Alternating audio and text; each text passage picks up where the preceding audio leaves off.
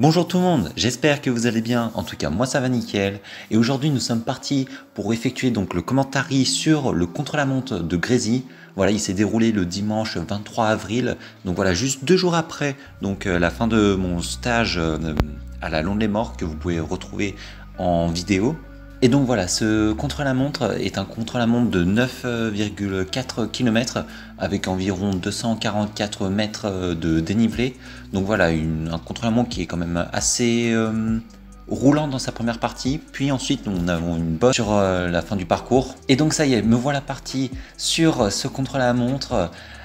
Tout de suite, on commence directement avec une petite bosse, voilà, qui est vraiment très courte, mais voilà, où il faut quand même mettre les watts. Voilà, là on est vraiment que sur le début. Je vais essayer de mieux gérer par rapport au contre-la-montre d'Eton, où franchement mon cœur était très haut dès le début. Voilà, là je vais essayer de gérer. Et puis voilà, comme je vous ai dit dans la dernière vidéo, j'ai effectué beaucoup de force durant mon stage à la Londe-les-Morts.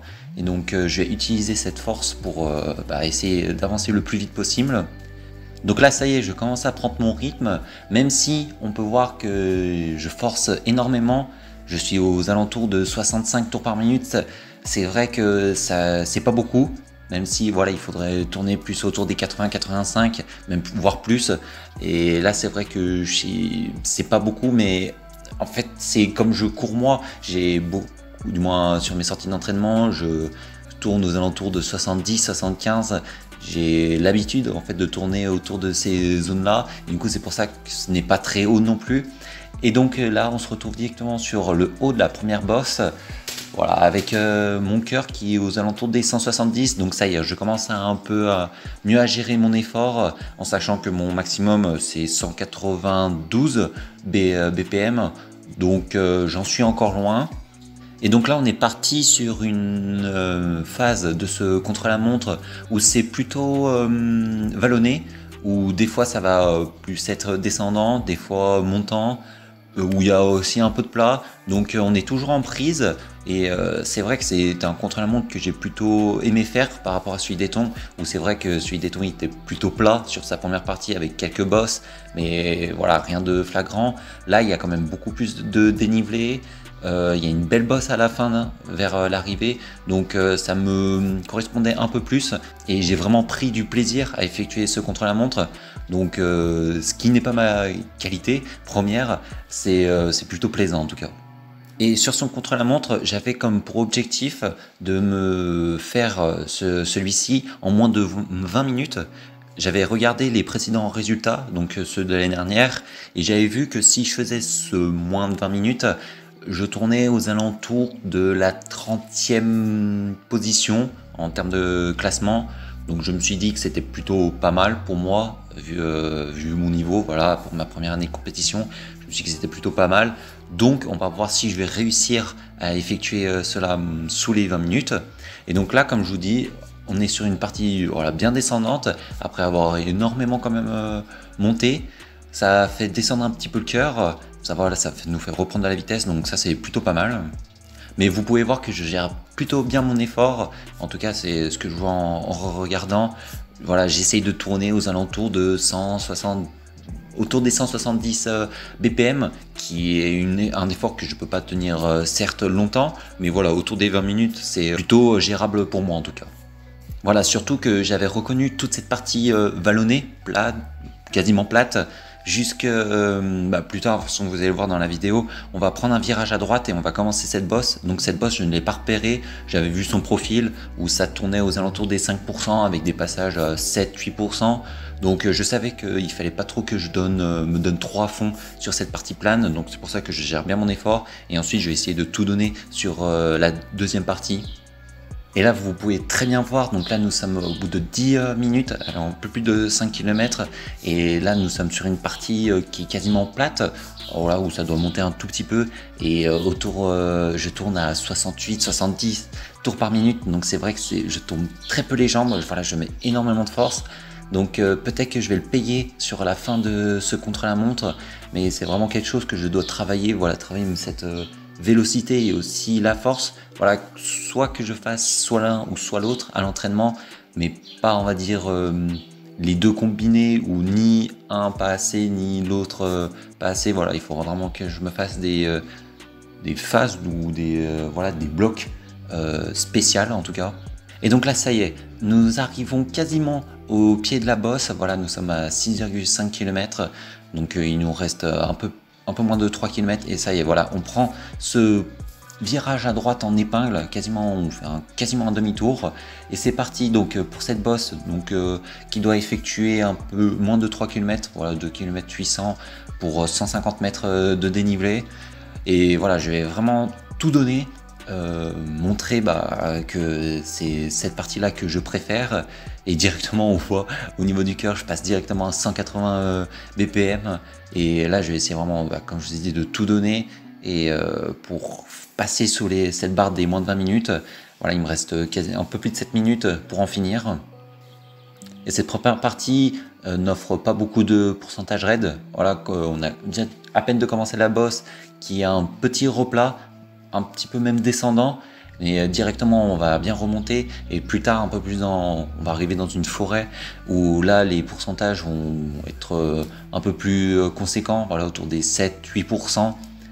Et donc là j'essaye de prendre un rythme plutôt soutenu, voilà, autour des 180 BPM. C'est un effort que je peux pas tenir très longtemps, mais comme vous le voyez, je suis toujours autour des 65-66 tours par minute.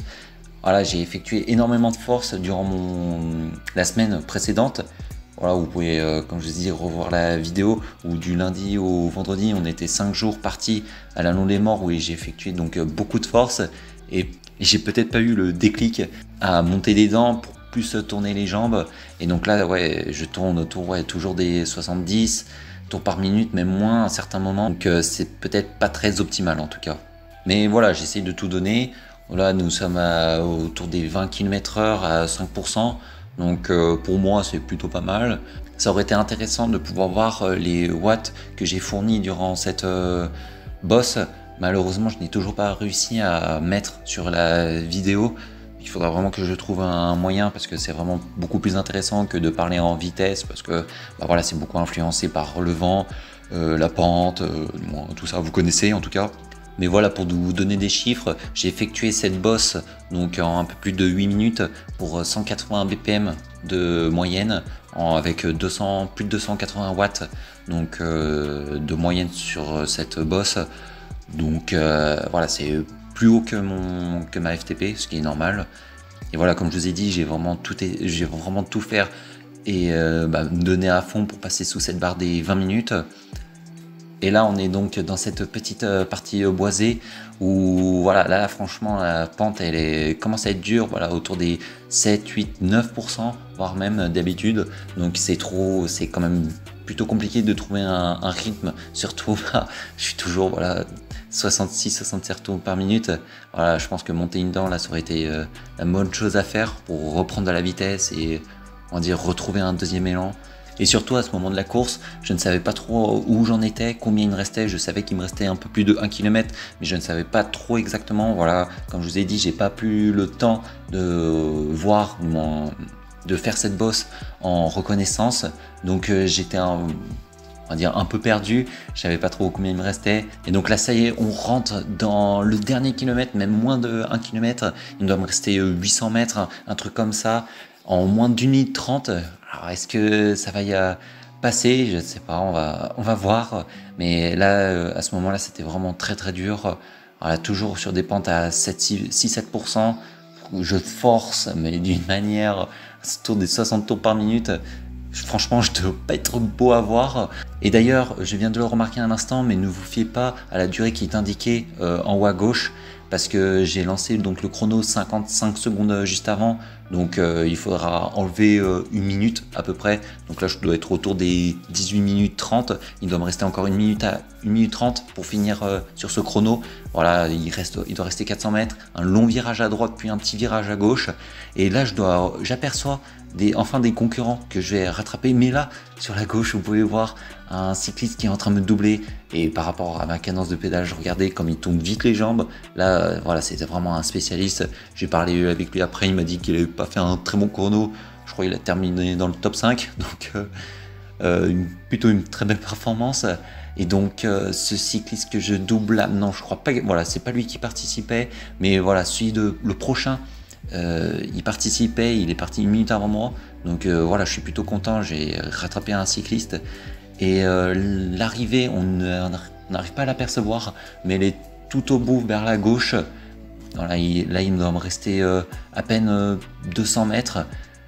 Moi je ne savais pas à ce moment-là, c'est voilà, juste à ce moment où j'aperçois donc la ligne d'arrivée. Et donc là je me dresse sur les pédales et je fais un sprint. Voilà, je donne vraiment tout à fond. J'ai vraiment dit de passer sous la barre des 20 minutes. Là, je donne vraiment tout et ça y est. Voilà, je viens de terminer donc ce contre-la-montre et comme temps officiel, j'ai effectué celui-ci en 19 minutes 57, donc 3 secondes avant donc la barre des 20 minutes. On va dire que l'objectif est réussi, mais par contre je termine à une 46e place. Donc voilà, par rapport à l'année dernière où autour de ces 20 minutes, on pouvait terminer au top 30. Là voilà, je fais top 46. Donc pour moi, je pense que je pouvais pas plus faire, mieux en tout cas.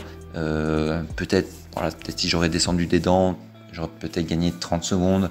Voilà, je sais pas exactement, mais voilà, j'étais plutôt content de ce contre-la-montre, même si par rapport aux autres coureurs, ce n'est pas une performance qui est incroyable, mais je sais que ce n'est pas ma spécialité et voilà, ça fait toujours plaisir de courir sur des contre-la-montre parce qu'il y en a très peu durant la saison, donc c'est toujours sympa et voilà, ça change des efforts sur le plat ou même en montagne, donc c'est toujours sympa et ça fait plaisir. En tout cas, j'espère que ce commentaire vous a plu. J'espère que je n'ai pas trop dit de mots voilà par rapport au précédent contre-la-montre. J'espère que ça vous a plu. N'hésitez pas à me donner des conseils. Voilà, c'est vraiment une spécialité que j'effectue peu et j'aimerais bien on va dire progresser, même si là, à l'heure où je vous parle, il n'y a plus de contre-la-montre cette saison. J'aimerais bien travailler ceci l'hiver prochain, donc j'aimerais bien avoir des renseignements, des informations, des conseils que vous pouvez me donner si vous savez, et ça me ferait super plaisir. En tout cas, si ça vous a plu, n'hésitez pas à vous abonner et à liker, et nous on se retrouve bientôt pour une prochaine vidéo. Allez, ciao!